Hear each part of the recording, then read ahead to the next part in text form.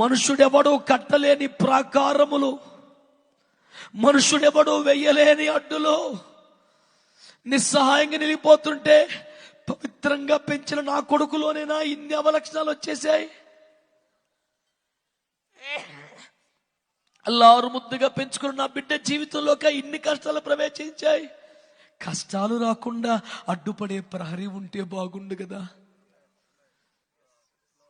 మరణము జ్వరబడకుండా ఆపగలిగిన ప్రాకారం ఉంటే బాగుండు కదా అని ఆది నుంచి మనుషులు ఆశించడం న్యాయమే కదా, సహజమే కదా.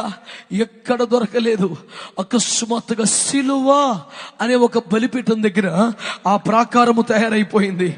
నది వలె ప్రవహించుచున్న క్రీస్తు నాథుని కరుణ రుధిర ధారలు అట్లా ప్రవహించుచు విశ్వసించిన వారికి కేవలం కులం మారక్కర్లా, మతం మారక్కర్లా, డబ్బులు గట్టక్కర్లా, పేరు కూడా మార్చుకోక్కర్లా, ఉన్న ఫలంగా ఆ రక్తమును నోటితో ఒప్పుకున్నందుకే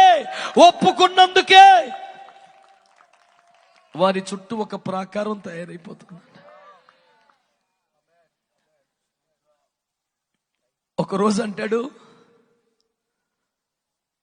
అంటాడు సైతాన్ గాడు, యోబును ఊరకే దీవించి, యోబు ఊరకే ఆరాధిస్తున్నాడా నిన్ను? వాడు చుట్టూ కంచె వేసావుగా, అందుకని ఉన్నాడా నీకు ఇలాంటి దేవుడు?